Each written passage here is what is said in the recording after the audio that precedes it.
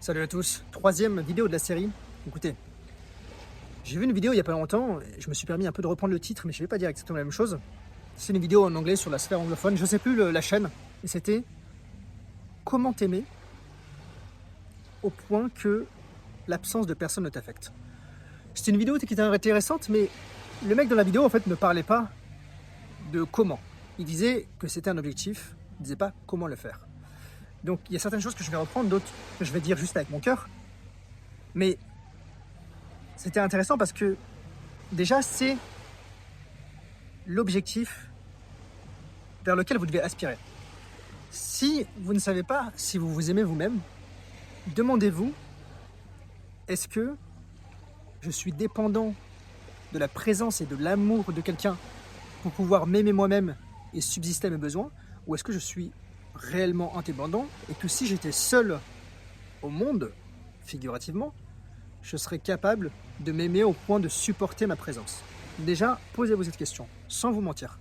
Je dis sans vous mentir parce que moi, avant, je me la posais, je me mentais à moi-même. Et après, quand le masque est tombé, ça fait mal. Demandez-vous, est-ce que vous aimez, si vous partagez avec votre vie quelqu'un, ou avec que vous avez des amis très proches, ou quoi que ce soit, est-ce que vous les aimez parce que vous avez besoin d'eux, ou est-ce que vous avez besoin d'eux parce que vous les aimez? Très différent. Dans le premier cas, si vous les aimez, si vous avez besoin d'eux parce que vous les aimez, c'est une bonne chose. Parce que vous aimez la personne au-delà, en fait, de ce qu'elle peut vous apporter. Vous vous aimez, mais vous aimez aussi quelqu'un d'autre.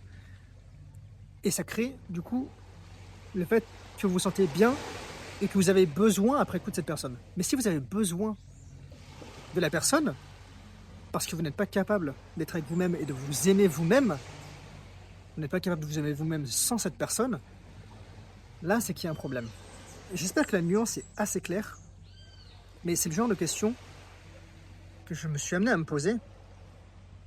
Et je dis pas que c'est facile de sortir un peu de ces schémas aussi d'amour ou de manque d'amour.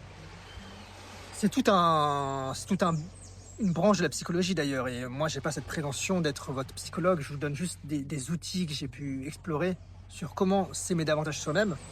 Mais si vous êtes par exemple dans une situation de dépendance affective, vous vous dites que je peux pas vivre sans cette personne, ou cette personne-là c'était vraiment la femme de ma vie, que sais-je.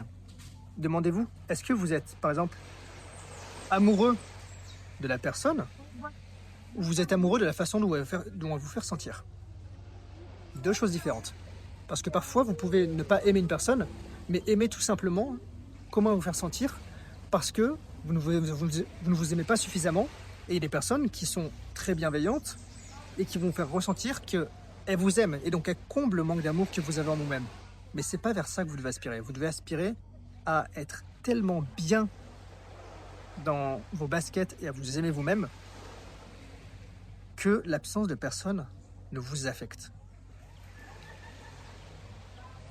Il y a un juste milieu.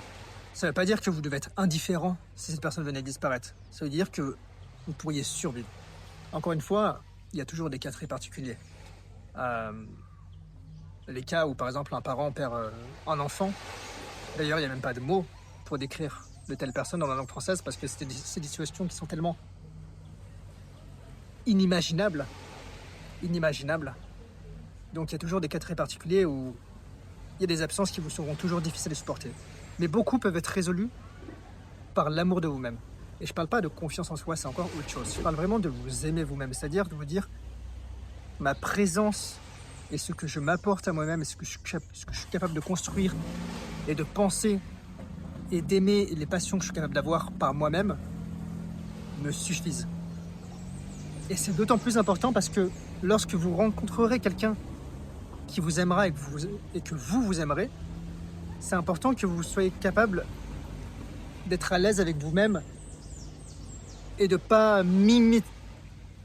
mimétiser ce que va faire la personne, mimétiser ses passions, ses hobbies, et de vous dire, moi je m'aime, je sais que j'aime ça, et j'ai des conditions sine qua non dans ma vie.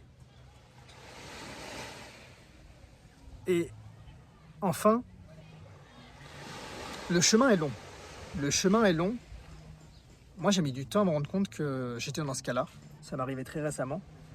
Donc, si ce que je vous dis, vous vous dites, ce mec-là dit un peu de la merde, peut-être que je dis de la merde. Je n'ai pas la réponse à tout. Mais je sais que d'expérience, lorsque moi je réagissais, que je me disais, j'aime pas ce que me dit ce mec-là, c'est généralement parce que ça faisait réveiller un truc en moi et que j'avais pas trop envie de le voir en face. Je dis pas que c'est forcément le cas, mais posez-vous la question, soyez honnête avec vous-même. Je vous remercie de m'avoir écouté.